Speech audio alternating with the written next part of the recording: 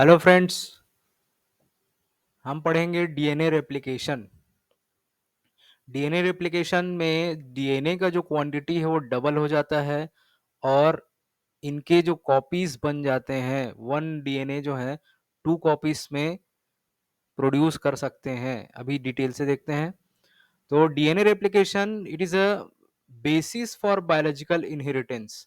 अगर DNA double नहीं होंगे तो नेक्स्ट जो सेल डिवीजन होगा तो नेक्स्ट प्रोजेनी में ट्रांसफर कैसे हो पाएगा। तो ये it is a very important phenomena and process for biological inheritance. Original double stranded DNA molecule serve as template. यहाँ पे जो डीएनए मॉलिक्यूल है, पेरेंट डीएनए मॉलिक्यूल है, वो यूज होते हैं उनके कॉपी बनाने के लिए।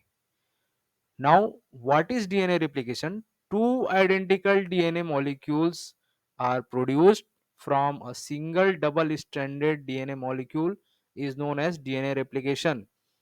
और ये जो डीएनए रेप्लिकेशन होता है ये होता है सेमी कंजर्वेटिव। सेमी कंजर्वेटिव का मतलब होता है कि सेमी का मतलब होता है यहाँ पे हाफ, कंजर्वेटिव का मतलब होता है चेंज नहीं होना।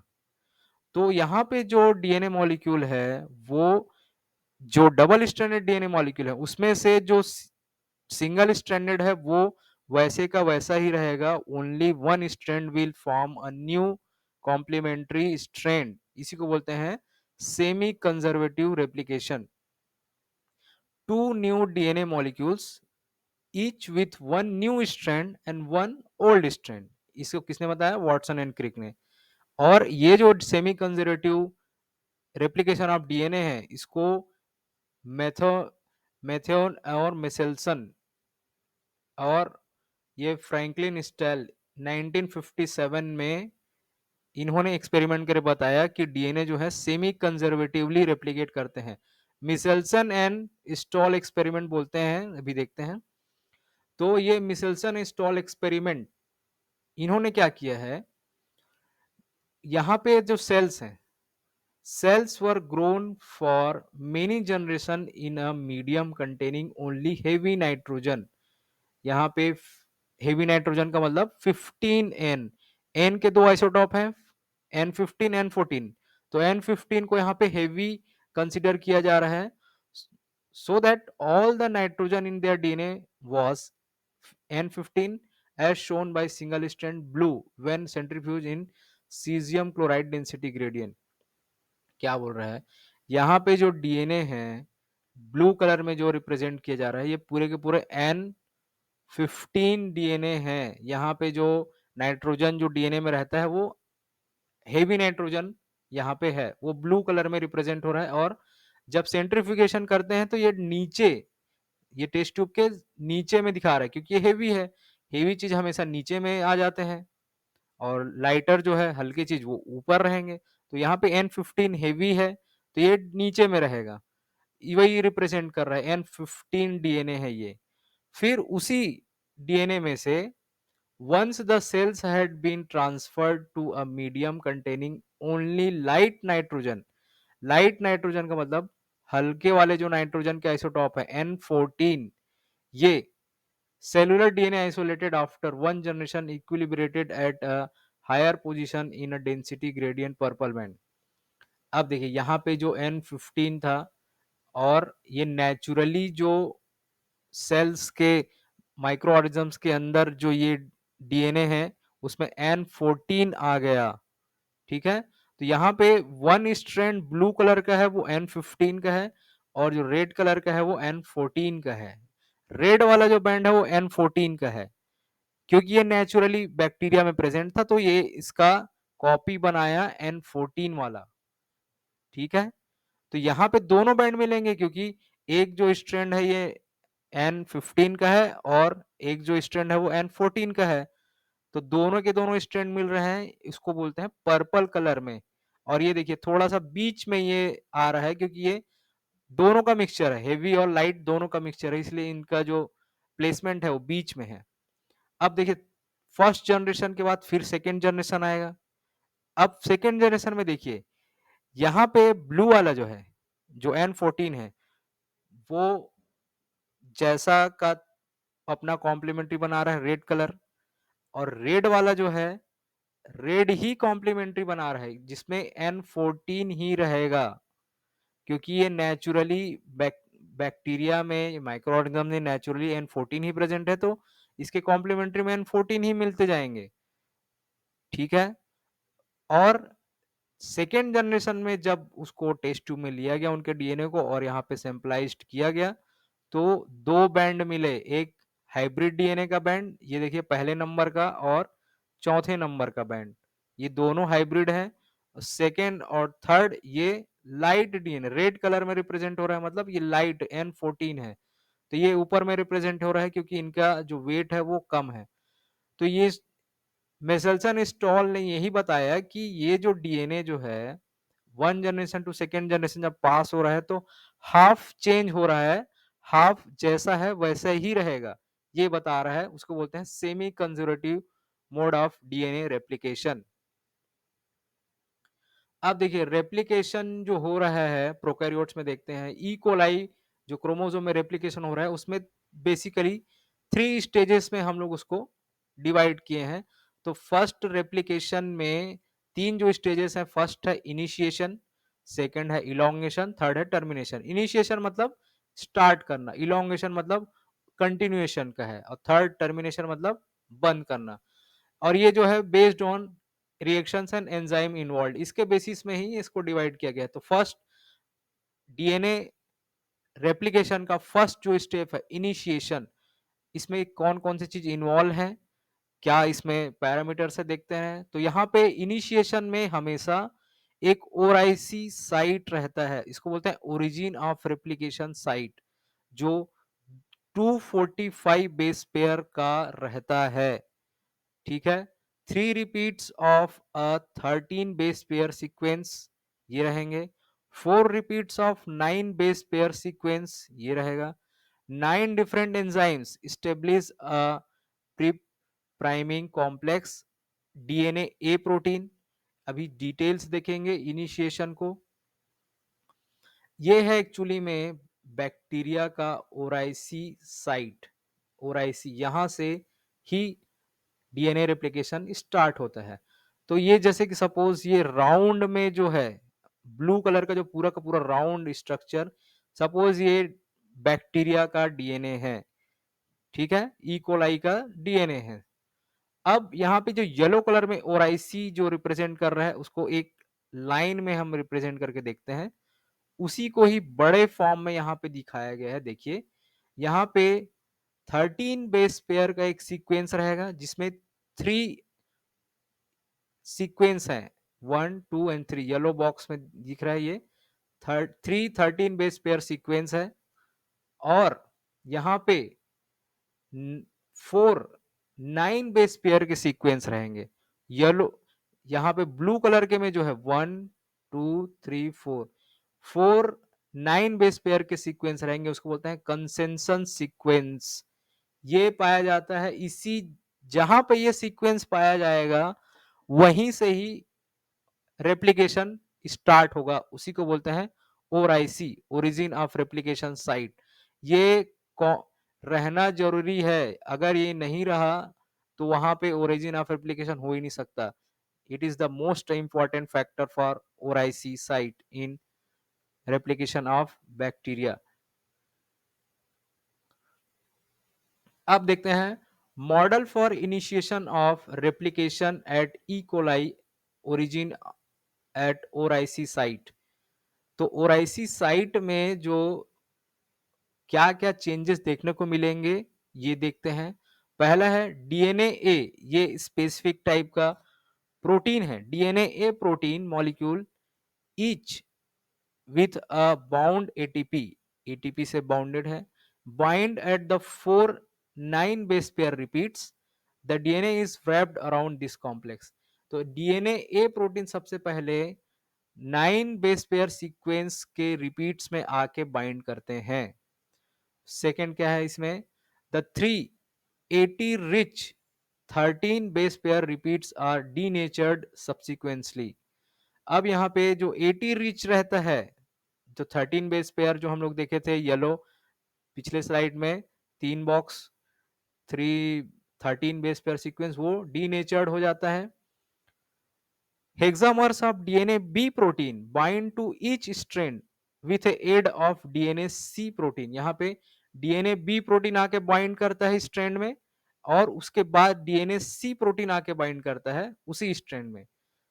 The DNA B helicase activity further unwinds the DNA in preparation for priming and DNA synthesis. यहाँ पे DNA B act as a helicase, helicase enzyme जो डीएनए हेलिकल स्ट्रक्चर में उसको अनवाइंड करते जाता है डीएनए को. ये डीएनए बी का काम है. यहाँ पे ये जो पॉइंट है इस यहां से ही शुरू हो रहा है, उसको बोलते हैं रेप्लिकेशन फॉर्क. ये वाला जो पॉइंट है फॉर्क मतलब ओपनिंग. यहां से एक स्ट्रैंड निकलेगा जिसको बोलते हैं लीडिंग स्ट्रैंड और दूसरा नीचे साइड आ रहा है वो लैगिंग स्ट्रैंड. लीडिंग स्ट्रैंड जो है कंटिन्यूअसली होता है और लैगिंग स्ट्रैंड डिसकंटिन्यूअस होता है, उसको बोलते हैं ओकाजाकी फ्रैगमेंट. यहाँ पे लिखा है कंटिन्यूअस स्ट्रैंड लीडिंग का रहता है, डिसकंटिन्यूअस स्ट्रैंड लैगिंग का रहता है. और हमेशा हमेशा जो ट्रांसलेशन होगा, सॉरी, डीएनए रेप्लिकेशन होगा वो हमेशा 5-3 डायरेक्शन में होगा. यहाँ पे भी लैगिंग स्ट्रैंड में भी 5-3 डायरेक्शन में होगा. अब यहां पे देखिए proteins required to initiate replication, ये बहुत ही इंपॉर्टेंट है. DNA A protein, what is the function? Recognize oriC sequence, opens duplex at specific sites in origin. DNA B protein act as a helicase enzyme, unwinds DNA. DNA C protein required for DNA B binding at origin. HU histone like protein, DNA binding protein stimulates initiation. Primase DNA ji protein बोलते हैं इसको, synthesises RNA primer. Primase जो है primers, RNA primers जो है add करते हैं. Single stranded DNA binding protein SSB जिसको बोलते हैं, binds single stranded DNA. RNA polymerase facilitates DNA A activity. DNA gyrase, इसी को ही डीएनए टोपो आइसोमेरेज 2 बोलते हैं. डीएनए गायरेस को ही डीएनए टोपो आइसोमेरेज 2 बोलते हैं. Relieves torsional strain generated by DNA unwinding. DAM methylase methylates 5-GATC sequence at oriC. ये important यहाँ पे प्रोटीन्स हैं, एंजाइम्स हैं, जो इनके फंक्शन ये बहुत ही इंपॉर्टेंट है, कॉम्पिटिटिव एग्जाम में पूछे जाते हैं. अब ये ओरिजिन ऑफ रेप्लिकेशन में जाके बाइंड करने के बाद इनका इनिशिएशन हो जाता है. इनिशिएशन के बाद ही इलोंगेशन स्टार्ट होता है. तो यहाँ पे इलोंगेशन जब होता है तो यहाँ पे एक जो स्ट्रैंड है लीडिंग स्ट्रैंड बनता है और दूसरा लैगिंग स्ट्रैंड बनता है. ठीक है. तो यहाँ पे एंजाइम्स जो हेलिकेस टोपोआइसोमेरेज, इसको सिंगल स्ट्रैंडेड बाइंड प्रोटीन यहाँ पे आके बाइंड करते हैं. सिंथेसिस ऑफ लीडिंग स्ट्रैंड, यहाँ पे प्राइमर आके बाइंड करता है. कौन कराता है? प्राइमेस. उसी को ही डीएनए जी प्रोटीन करते हैं. और उसके बाद DNA polymerase 3, very important, DNA polymerase 3 deoxyribonucleotides proceeds continuously keeping pace with unwinding of DNA at replication fork. यहाँ पे डीएनए पॉलीमरेज 3 आके बाइंड करता है और कंटिन्यूअसली अपने आगे बढ़ते जाता है. ठीक है. और नए न्यूक्लियोटाइड्स ऐड करते जाता है. उसी को बोले synthesis of lagging strand. Primers यहाँ पे डीएनए पॉलीमरेज 3 भी आके बाइंड करते हैं लैगिंग स्ट्रैंड में. Coordination of leading and lagging strand synthesis, it is accomplished by looping the DNA of the lagging strand, bringing together the 2 points of polymerization, primosome, DNA B helicase and DNA G primase. DNA polymerase 3 ये dimer structure रहता है. इसी dimer structure दो इसके monomer से मिलके बना हुआ, इसलिए इसको डाइमर स्ट्रक्चर बोलते हैं. One set of its core सब यूनिट स्टार्ट करते हैं लीडिंग स्ट्रिंग में, अदर सेट ऑफ कोर सब units cycles from the Okazaki fragment to the next of the looped lagging strand.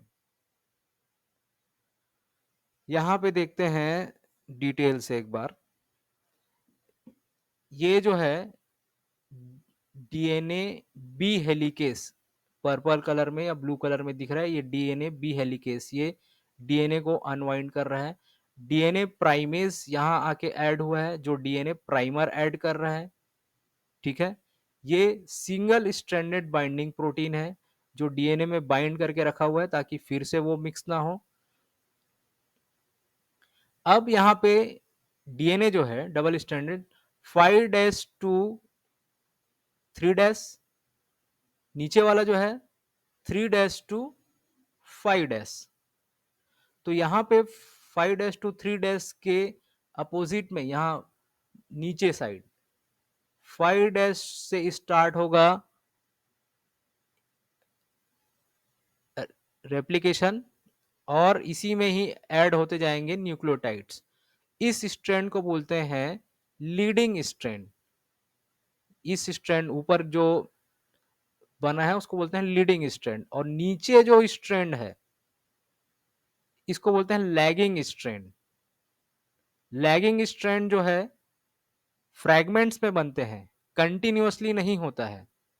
यहां पे देखिए डायग्राम बी में ये ऊपर का स्ट्रैंड कंटिन्यूअसली रेड कलर का दिख रहा है बना हुआ है, लेकिन नीचे जो है 1 2 ऐसे डिफरेंट डिफरेंट फ्रैगमेंट्स में बनते हैं।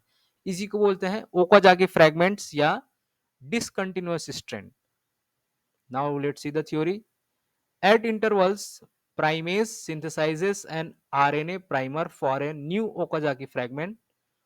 Note that if we consider the two template strand as lying side by side, lagging strand synthesizes formally proceeds in the opposite direction from fork movement.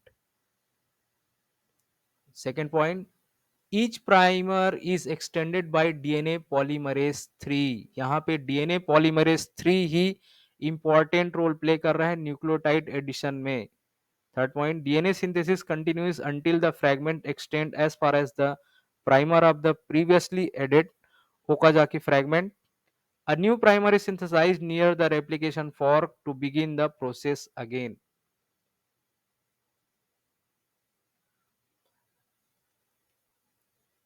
Now, DNA B helicase unwinds the DNA at replication fork. Figure next slide में उसको देखते हैं। DNA primase occasionally associates with DNA B helicase and synthesizes a short RNA primer. Sliding clamp is then positioned at the primer by the clamp loading complex of DNA polymerase 3. When synthesis of an Okazaki fragment has been completed, replication halts. Halts का मतलब रुक जाना. And the core subunit of DNA polymerase 3 dissociate from their sliding clamp and from the completed Okazaki fragment and associate with new clamp. The replizome, entire complex responsible for coordinated DNA synthesis at a replication fork, promotes rapid DNA synthesis, adding 1000 nucleotides per second to each strand, leading and lagging. RNA primer is removed and replaced with DNA by DNA polymerase 1 and the remaining nick is sealed by DNA ligase. ये बहुत important है। जो lagging strain बन रहा है, जो discontinuous है, वो उसको जोड़ने का काम करता है डीएनए लाइगेस। अब देखिए यहां पे डायग्राम इसमें देखिए, continuous synthesis on the leading strand proceeds as DNA is unwound by DNA B helicase. ये DNA B helicase जो है DNA को अनवाइंड किया हुआ है। बी में देखेंगे DNA primase binds to DNA B, synthesizes a new primer, then dissociates. DNA B यहां पे आके प्राइमेस जो है ऐड करवा रहा है डीएनए बी के थ्रू। प्राइमेस प्राइमर, प्राइमर का काम ये है कि किसी भी न्यू न्यूक्लियोटाइड बनाने हैं यहाँ पे, तो ये प्राइमर ही है जो इनिशिएट करवाता है, बिना प्राइमर के नहीं बन सकता। प्राइमर एक शॉर्ट सीक्वेंस रहते हैं, वो ऐड कर देते हैं, वही शॉर्ट सीक्वेंस फिर नेक्स्ट आगे जो है इसको कंप्लीट करना शुरू करते हैं by using enzymes like polymerase. तो ये प्राइमर कौन ऐड कर रहा है लाके? DNA primase. सी में क्या हो रहा है? Synthesis of new Okazaki fragment is completed. यहाँ पे new beta clamp is loaded on to new template primer.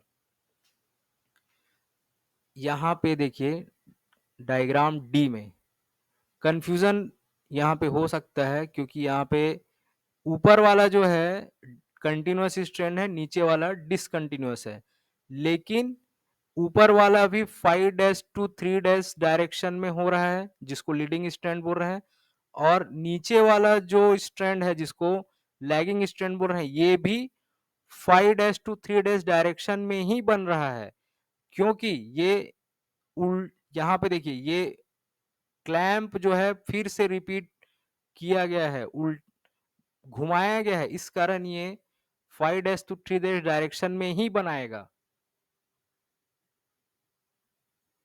यहाँ पे देखिए ई में the next beta clamp is readded. ये कंप्लीट होने के बाद ऑटोमेटिकली ये रिलीज हो जाते हैं। यहाँ पे रेड कलर का देखिए 2 फ्रैगमेंट्स आ गए हैं, बाद में ये दोनों फ्रैगमेंट डीएनए लाइगेज के द्वारा ऐड कर दिए जाएंगे और कंप्लीट यहाँ पे नए न्यूक्लियोटाइड्स जो हैं कॉम्प्लीमेंट्री टू देयर पेरेंट बन जाएंगे। ये 3' to 5' डायरेक्शन में बना हुआ है। तो यहाँ पे मैंने बताया कि हमेशा जो डीएनए रेप्लिकेशन है 5' to 3' में ही बनेगा, उसी डायरेक्शन में बन रहा है। निक मतलब यहाँ पे छोटा सा जो ये ग्रीन कलर का है वो प्राइमर है। प्राइमर को ऐड, इससे पहले वाला जो स्ट्रैंड बना हुआ है दोनों में ऐड करने का काम करेगा DNA ligase. DNA primers in the lagging strand are removed by the 5' 3' exonuclease activity of DNA polymerase 1 and replaced with DNA by the same enzyme. The remaining nick is sealed by DNA ligase. ये जो है primer, उसको हटाने का काम कौन कर रहा है? डीएनए पॉलीमरेज 1, और उसी को फिर से नए न्यूक्लियोटाइड उस जगह में जोड़ने का काम डीएनए पॉलीमरेज 1 ही कर रहा है, और उसके बाद ये जो दोनों फ्रैगमेंट्स हैं उनको ऐड करने का काम डीएनए लाइगेज कर रहा है। यहाँ पे देखिए डीएनए पॉलीमरेज जो है ये इनका एक्टिविटी न्यूक्लियोटाइड ऐड करने का, और डीएनए लाइगेज का काम यहाँ पे दोनों जो फ्रैगमेंट्स हैं रेड कलर का, देखो यहाँ पे रेड कलर का, दोनों फ्रैगमेंट्स अटैच हो गए हैं, एक साथ जुड़ गए हैं, कंबाइन हो गए हैं, वो डीएनए लाइगेज करके दे रहा है। जो लास्ट स्टेज है इसका, थर्ड स्टेज है वो termination. Termination of DNA replication in E. coli is completed through the use of termination sequence and the TUS protein. Termination sequence present रहते हैं बैक्टीरियल जीनोम में, और टस प्रोटीन आके जब बाइंड करता है TUS, ऑटोमेटिकली टर्मिनेशन स्टार्ट हो जाता है। This sequence allow the two replication fork to pass through in only one direction but not the other. DNA replication initially produces two catenated or linked circular DNA duplexes, each comprising one parental strand and one newly synthesized strand. By nature of semi-conservative replication, this catenation can be visualized as two interlinked rings which cannot be separated. In E. coli, a type 2 topoisomerase known as DNA topoisomerase 4 plays the primary role in the separation of this DNA. यहाँ पे कैटेनेटेड chromosomes transiently breaking both the DNA strand of one chromosomes and allowing the other chromosome to pass through the break. देखिए यहाँ पे दो ring like structure जो replicate हो चुके हैं डीएनए, ये दोनों एक दूसरे से अटैच हैं, जुड़े हुए हैं। यहाँ पे देखिए, ये डीएनए इधर का, ये डीएनए इधर का, दोनों के दोनों यहाँ पे अभी अटैच हैं। उसको बोलते हैं कैटेनेटेड क्रोमोसोम। दोनों के दोनों डीएनए जो नयली सिंथेसाइज्ड और पेरेंट डीएनए दोनों कॉपी हो चुके हैं, डबल हो चुके हैं, अब दोनों अटैच हैं एक दूसरे से। इसको बोलते हैं कैटेनेटेड क्रोमोसोम। इसको अलग करने का काम कौन करता है? DNA topoisomerase 4। इन दोनों को कैटेनेटेड क्रोमोसोम जो है उनको अलग करने का काम डीएनए टोपोआइसोमरेज 4 कर रहा है। और यहाँ पे जो दो, ये अलग सेपरेट डीएनए स्ट्रैंड हो गया, ये अलग सेपरेट डीएनए स्ट्रैंड हो गया, उसको बोलते हैं सेपरेटेड क्रोमोसोम। तो यहाँ पे ऐसे वन डीएनए जो स्ट्रैंड था उससे डबल, ये फर्स्ट कॉपी, ये सेकंड कॉपी, यहाँ पे इसी में ही एक जो है पेरेंट स्ट्रैंड रहेगा, एक न्यूली सिंथेसाइज्ड रहेगा, इसी में ही एक पेरेंट स्ट्रैंड रहेगा, एक न्यूली सिंथेसाइज्ड रहेगा। तो ये कंप्लीट डीएनए का कॉपी हो जाता है। और यही फिर कॉपी जो डीएनए हुआ है, कॉपीड हुए हैं जो डीएनए, तो नया जब सेल डिवीजन होगा तो नए जो सेल बनेंगे प्रोजेनी, उसमें यही डीएनए जो है ट्रांसफर हो जाएगा। इसीलिए मैं पहले ही बताया था कि ये बहुत ही इंपॉर्टेंट है कंटिन्यूटी ऑफ लाइफ के लिए। सो अगर आपको कहीं डाउट है तो प्रीवियसली स्लाइड्स में जाके आप पॉज करके डायग्राम को अच्छे से देखिए और पॉइंट्स को पढ़िए। Thank you friends.